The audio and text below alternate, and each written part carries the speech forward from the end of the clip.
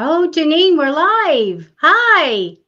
Hi, welcome everybody to SD Spooky Adventures podcast, Ghostly Tales with Janine and Debbie. Oh, I'm so excited about tonight because we get to play a little bit with the equipment and talk about how we communicate with spirits, which is like there's so much to it, really. All kinds of ways that you can do any kind of communication, and we have some tools here. But Janine, let's talk about a little bit about how, as a medium, you communicate best with the other side. So it depends on the spirit, really, but I have multiple ways that I communicate with spirit. One, they'll just come up behind me and start talking to me. Uh, and other times, they'll just give me what I call flashcards. So, like pictures of things that kind of flash through my mind, like someone showing me flashcards. And then other times they'll actually touch me, and then a movie will play out inside my head of what took place. Oh, that's so interesting. For me, all kinds of ways. I've heard audio, them completely talk to me like it clears a bell, and and then I'm like, oh, who's talking? Oh, spirit's talking. Sometimes in my body, I will get my stomach will get a vibration in it. Whenever I'm doing a reading, if the spirit comes in and they want to assist, they push on the back of my neck. Um, Gosh, there's so many ways like the equipment that we have. I have this going. So we have a K2 meter. Let me see if I can get that up there if you guys can see. It has kind of been busy for a while here. Janine, do you know like the different colors, what they mean, anything like that? So the further up the scale of color it gets, it's the more energy that it's detecting. They were originally created to detect problems with wiring and electricity in homes. Oh, wow. Um, so this one's kind of staying right there in two colors. Sometimes the whole thing keeps going.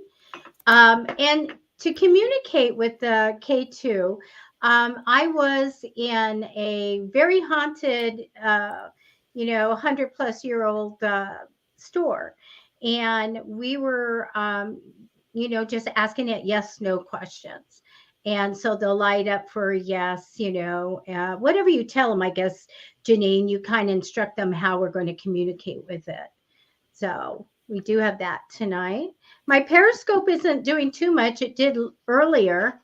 And especially when you came and sat down, all these bright lights. So hopefully it'll have some lights tonight. But one thing I love, which you and Chris use a spirit box, right? Correct. I don't know. She used to have like a deluxe one, and that was really good. But I happen to have the a mini one here, and I guess it grabs a frequency, and it will let spirit grab words and speak them out. Is that about right? Yeah, so pretty much what it is like an AM FM radio that they've modified. So instead of stopping on a channel, it will just continue to scan through multiple channels. And so what we do is we'll talk to spirits, and because we believe that they're made of electromagnetic energy, they're able to communicate through electronic devices. So what they'll do is, as it's scrolling really quickly through all these radio channels, they'll be able to pick out words to answer our questions or tell us things. Have you ever gotten like a dark spirit that's saying things to you that are a little spooky? So we did have a really weird experience. I'm sure you guys have probably seen the other episode where I talked about my sister's experience in Pioneer Park, where the thing followed her all the way back to Denver, and I had to go to her house and clear it. That night, we were using a spirit box, and it kept saying, Jennifer, Jenny, leave or die, like just crazy things coming out of the spirit box, which made us decide it was actually time to sage Palo Santo ourselves and head home for the evening. Unfortunately, my sister, she didn't necessarily believe that the sage or the Palo Santo was going to help her. And so it attached to her and did go home with her that day. Oh my goodness. Can you imagine you had to go to another state to banish it? Wow. After like 6 months of torture in her home, and then one of her coworkers thinking that she was a paranormal investigator, so she could just jump in and clear you of this, and now it was attacking both of them. And so Mhm, I mhm. finally had to step in and help them get rid of it. Oh my gosh. This is missing. It's in another box. It has like a speaker that plugs in so that it can amplify the words because you want to catch them. That's really good. But what I've had a lot of success for in is using just an audio device. Here it is, and just a recorder. And I've got a couple of them, and you can just what? Just leave them out, check it later, see if you can capture talking. Say you're talking to a spirit and you're asking them questions, and in that you can sometimes go back and they'll say what their name was or answer your questions on it. So that's really a neat thing.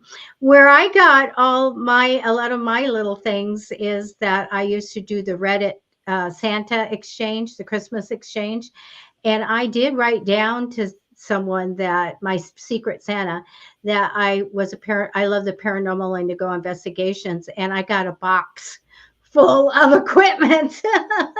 That's the way to go. I'm telling you, it really is. Um, I want to show everybody this too. Sometimes this just measures the temperature. So sometimes, we use that to go and see if there's something that, chilled and got really cold or something like that. Because we all know that it gets quite cool when you are going into some of the areas that have a spirit in it. You might find a corner or some place that is a huge difference in temperature. Janine, you've been working in the 10th Avenue Theater in downtown San Diego. Is there certain cold spots that you can feel spirit in? So there are definitely some places, including like the changing room in the small theater, where it definitely feels colder than the rest of the theater without any vents or anything to be actually causing it. The red room itself changes temperatures, but it's not the typical cold that everybody experiences. Like we do get cold spots in there, but we also get warm spots in there. So spirits can change the temperature both directions. And in that particular room, we tend to feel both. And then in the main theater, when people are sitting up in the chairs, like they're watching a show, there's certain areas in the top, if you're facing the seating left corner, that people tend to feel very chilled. Yes, I remember seeing a spirit up with the people in the audience. And because we do an introduction with when everybody comes in, tell them what to expect and a little bit about the theater and all that. And I remember one being right where you said it was. And that kind of the person sitting there next to it was like, should I run? Should I, move?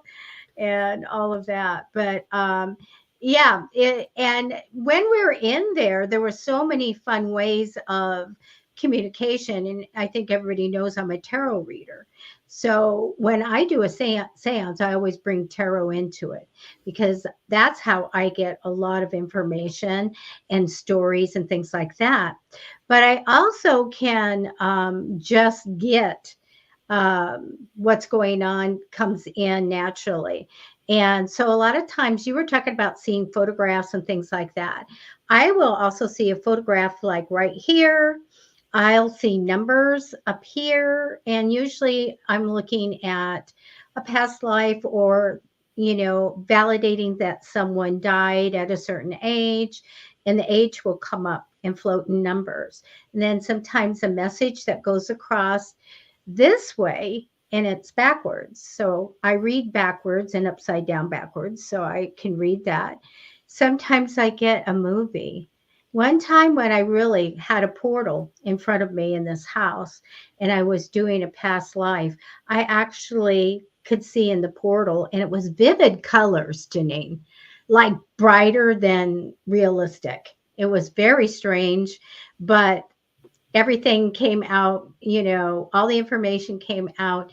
And I even brought, if you remember, I even brought a code word back from the portal that somebody had, before they got there, decided a certain word would be a code word that would be have meaning. And I went in and I was so confused. I said, "Why do I have just this? I'm so sorry. That's all I can get is this one word for you," over and over and over and over again from uh, his self in the past. And then later he told everyone that that was the code word that he had set with the other side that needed to be spoke by somebody, needed to get right in his face and say it. And then he can make a decision. So communications really, it's really exciting. And I get excited every single time when validation comes and the information comes and you get the story. Especially when I was doing homicides, I would not know anything and I'd only work with family or search and rescue. And I would get the whole story of why he committed suicide and tell him, he committed suicide. You're going to find him in 2 days, and the whole story. Girlfriend's involved, and the family said this and that and the other. And then a few days later, he was found, and the story came out, was validated, every single thing that I said. So that came through mediumship and tarot. So it's exciting when we can communicate with the other side. Hi, Julie, and hi, Kim. Kim has a message or a question for you. It says, Janine, what method did you use to remove the attachment? Was it more than one method or? It was separate between my sister and the other gentleman that was, or sorry, the other female and her husband that were having the problems. So for the female and her husband, honestly, I kept trying to figure out what we were going to do for them. And I was kind of playing it out with my sister and my mom. My mom is also gifted. Hers is not quite as strong as mine, but she gets dreams. And so she went to bed that night and she dreamt that she needed to drink the holy water. Well, of course, we're not going to drink holy water that you get from a church. So we made our own holy water, which was completely safe for her to drink. So her and her husband did drink it, and we were able to clear them of what was affecting them. With my sister, drinking the holy water wasn't enough. It was not going to be evicted from her home, no matter what she did. She saged, she Palo Santo'd. But it's all really does come down to connecting with your higher power and your belief that you're actually able to do this. You have to be strong in it. And she just wasn't quite there yet. She's definitely grown over the years, though. I definitely trust her to be able to clear her own stuff at this point. But I did fly out to Denver to take care of it. And I did have to do an extreme saging. So like I went to my Cherokee ancestors and I brought them in. I brought in my spirit guides, which are mostly Native American as well. And I mixed between Palo Santo, sage, and I also mixed tobacco in there. And so we did start clearing that way. I used black salt in all the corners of the windows, on the top of the door frames as I was exiting each room. And by the time I entered the last room before we made the last curve to go out the door that was open, I got to my nephew's closet, and there was something very hot in there. It almost felt like a heater was on, 100 degrees. It was super hot. I was sweating. Was able to push whatever this heaviness was out of that closet. Now on each room, as I was clearing, I was also putting holy water crosses on all 4 walls or 3 walls, depending on what it had, and the doors before I exited.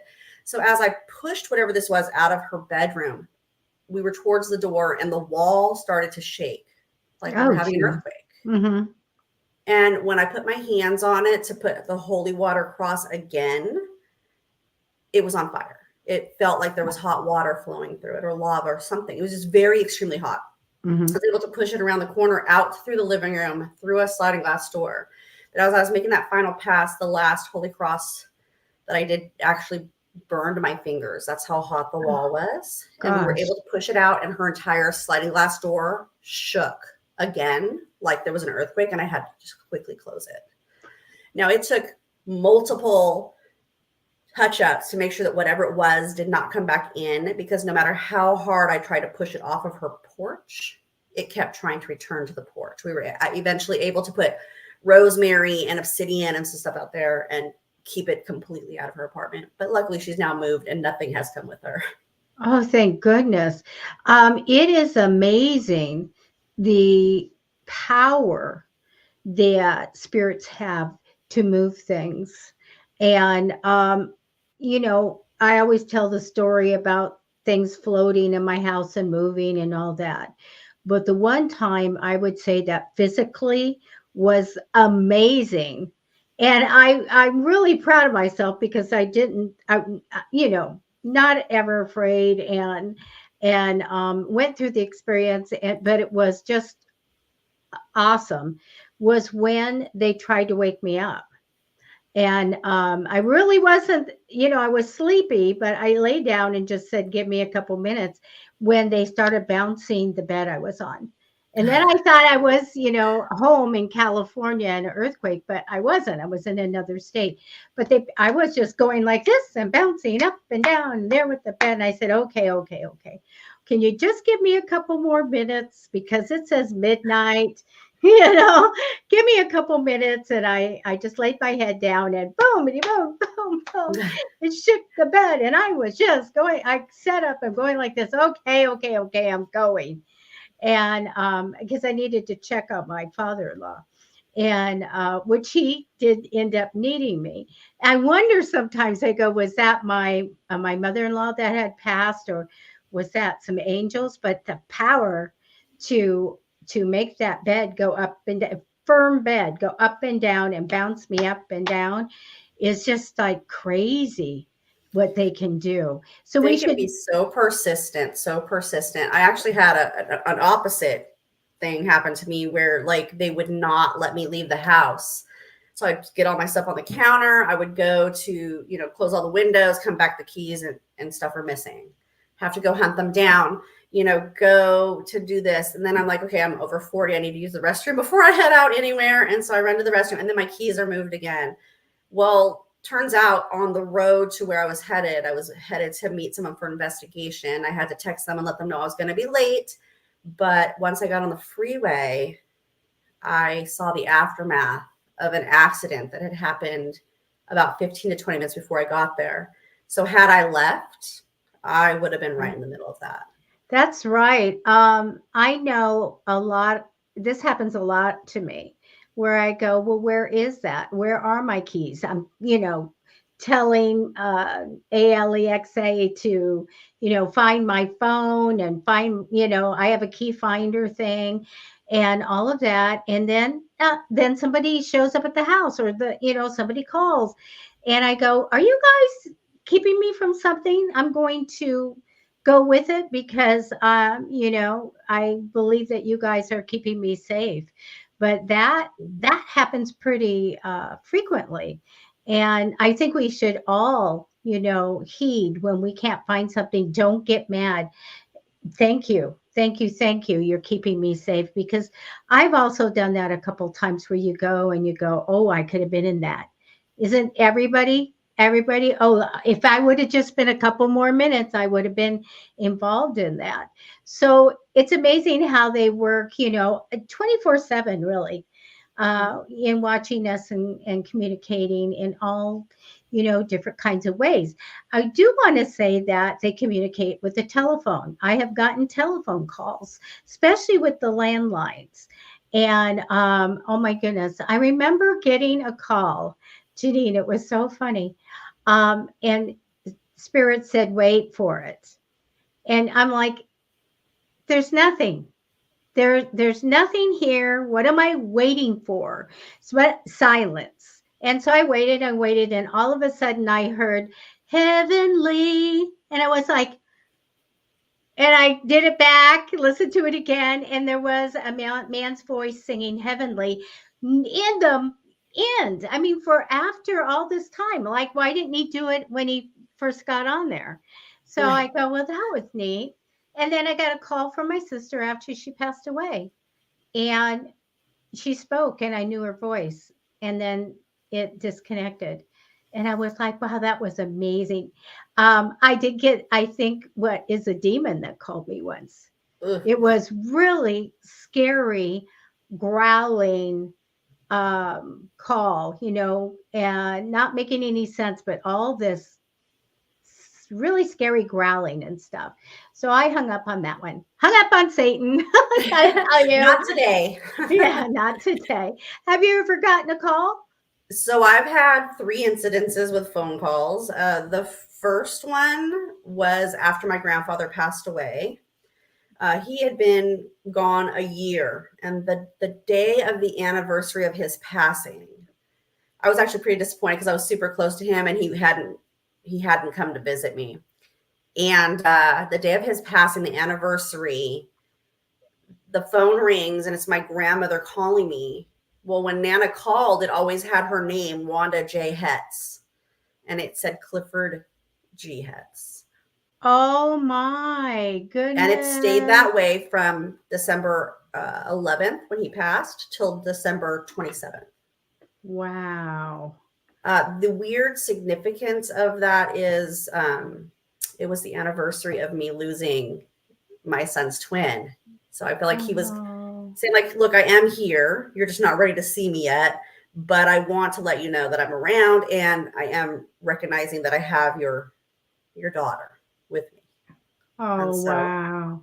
that was the first one. And then a few years before my grandmother passed away, Nana says, I need you to listen to this voicemail that we received today. I don't know if it's one of your friends. It doesn't make sense to me. And at this point, I was living with her, taking care of her. And I played the recording back, and it said, call Ida. Call Ida. And we were just like, what is call Ida? Like, who's Ida? Well, I had to go back and finish clearing all my stuff out of my old place. And in the storage room, as soon as I pulled all the boxes out, across the wall, it said, call Ida. And then we found out that day, the owner, Marguerite, passed away. And her nickname was Ida. Oh my goodness. So very, very interesting. But I also did receive a voicemail. And here's the weird thing. The only number that came up on my phone was 6. Just one number. And I had the weird growling. And the weird growling was so intense that my kids across the room said, hang it up now. Yeah. Yeah.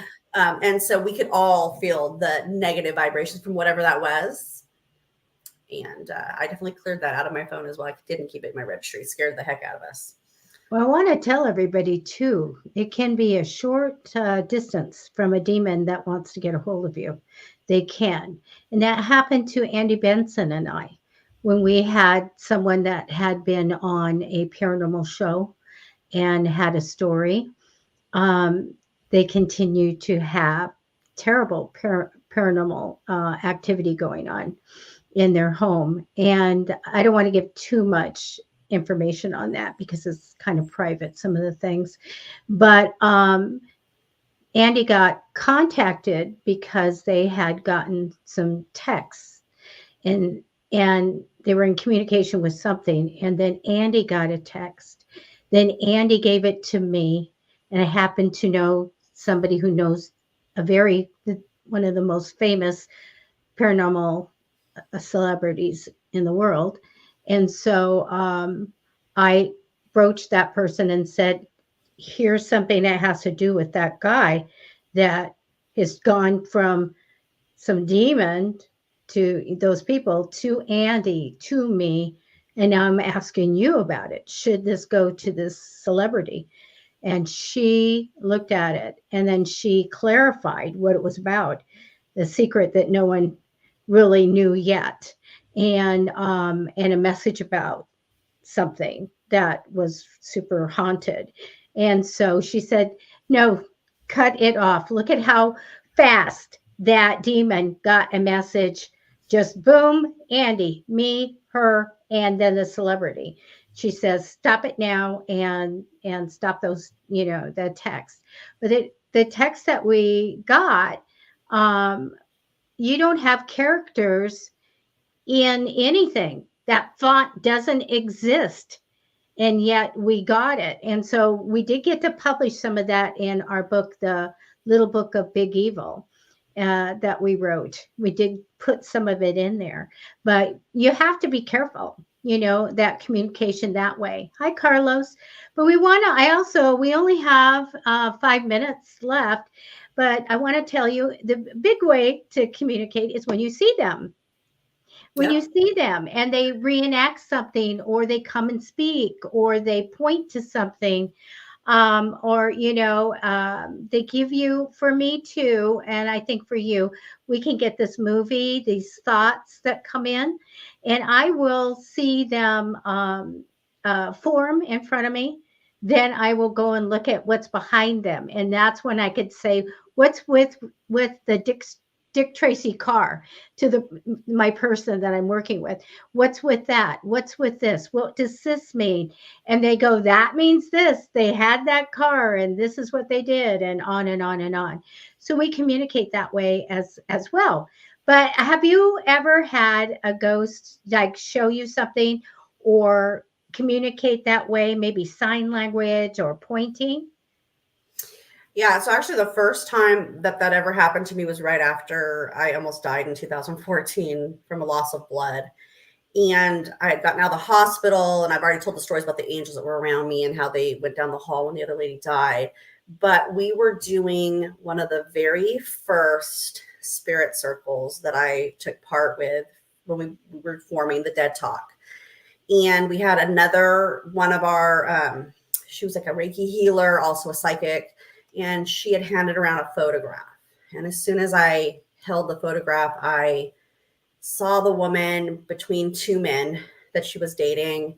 And she ended up leaving that night with the one who was just bad news. They were both drinking. He was giving her, drugs, but he insisted that she drive. And they ended up getting into a car wreck. Was able to see the car color, where they were driving, the way the road moved, the tree that they hit. And the fact that he was so out of it that he survived it because he was, relaxed. But she panicked as she saw the tree coming, and she couldn't swerve away, and she ended up passing in this accident. And when I spoke to the medium and was giving her my impressions, I did it privately away from the group because I just didn't want to share that all out loud in front of everybody. But she said it's exactly what happened that evening. And even to this day, with everything that I know and see and hear and I'm given, when it's so dead on like that, it's still shocking to me. I don't know about you, but sometimes it can still just shock me how good I am with my gift and how dead on what's given to me really is. It's crazy. I get excited every time. And, whenever we do readings, we're getting validation and things like that. But I think the strongest things were the homicides and the stories of, and finding a missing person, right? Exactly where they were the very first time I tried.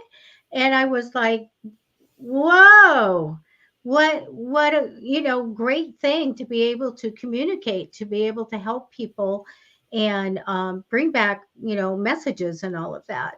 It's a wonder. So to kind of wrap it up a little bit, because I know Janine has an appointment to get to.